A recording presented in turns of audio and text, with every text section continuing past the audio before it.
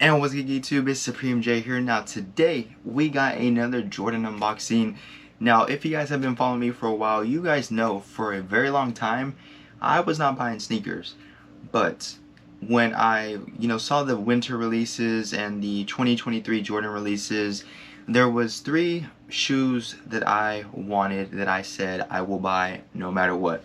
The first pair was the Royal One Reimagined, which I got those early access. The second pair was the Cherry 12s because I only have two pairs of 12s right now. I love 12s, and the red and white is just such an iconic colorway. And I sold a lot of my red and white Jordans, and I only have like one or two pairs of red and white Jordans. So I definitely want to get a little bit more in the rotation. And the last ones was these ones right here. This part of the box because it was already halfway opened, and I just wanted to make sure that they didn't like tamper with the box. So let's pull these out right here. I was able to hit early access on these as well, which wasn't as easy as it was for the Royals. So let's take a look at the box. Now it's not the traditional, or I don't even know what you would call the traditional Jordan 11 box. I mean, you have like the cool ones like the Space Jam and the Navy 11 blues and like some of the older releases. But then you have like the Breads, for example, and those were literally like an OG Jordan box. So this is kind of in between. You have like the gold ring right here, and it's this nice, just flat black box with the gold Jumpman logo.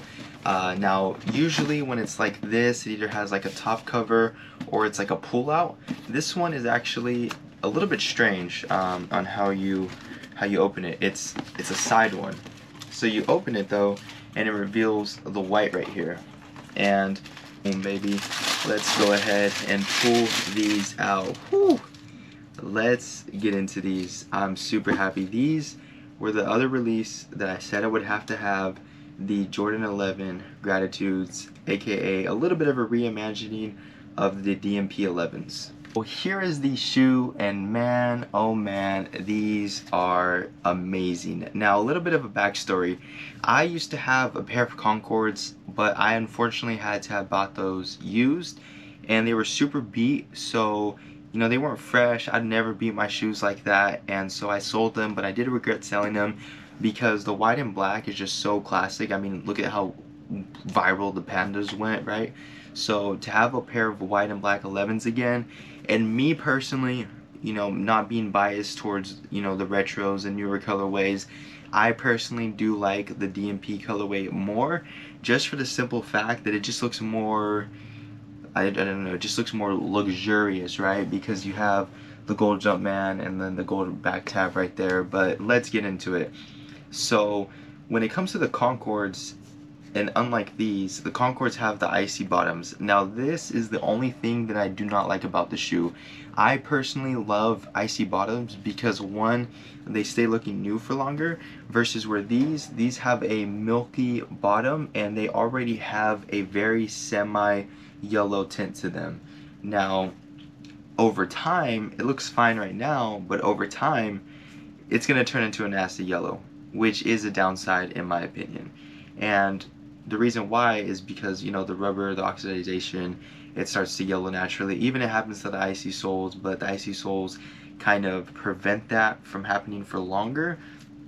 Like if you wear these in the rain especially, you're cooked. Like they're gonna be yellow like the next day. Midsole, it's just a nice white midsole, and then this leather, it's I heard it had a little bit of sparkle to it. I see a very minor amount of sparkle, but it is honestly not, or is it just dust?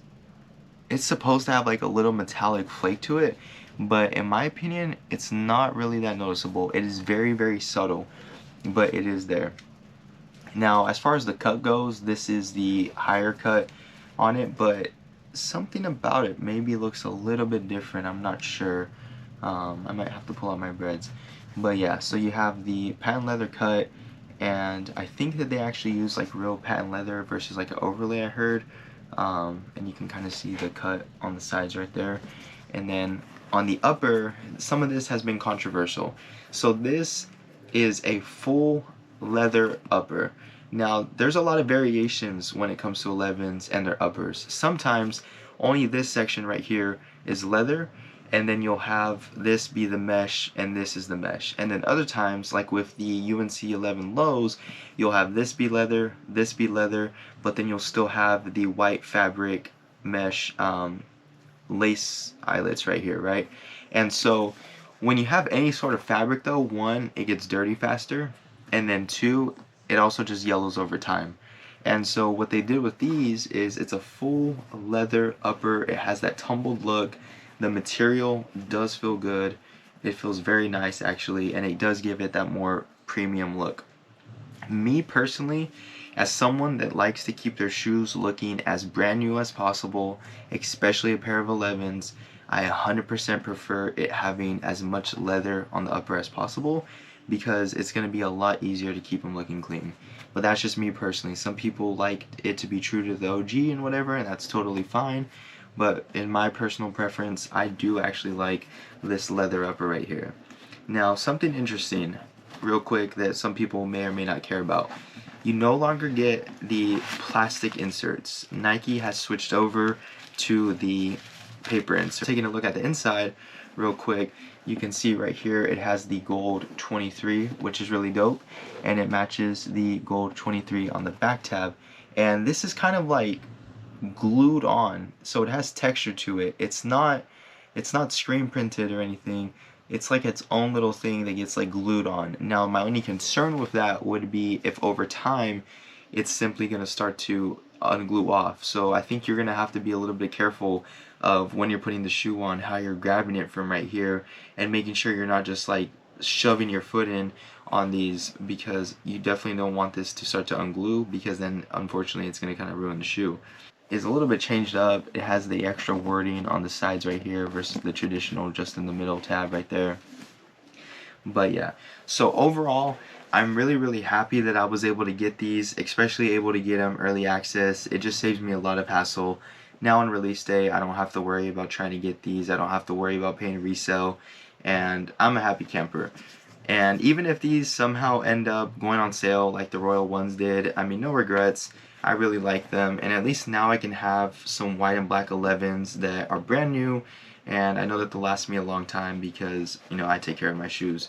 So, oh yeah, and let me give you guys a quick look at the outsole real quick. It's just black, the black little inserts right there with the carbon fiber.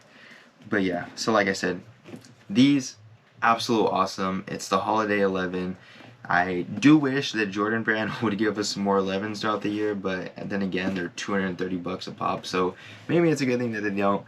But these are just absolutely fire. And what I love about 1s and 11s specifically is that you can really dress down, or you can dress really up with them.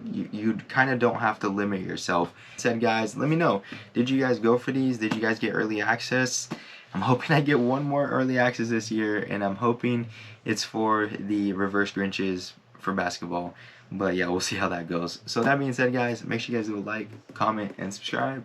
Peace.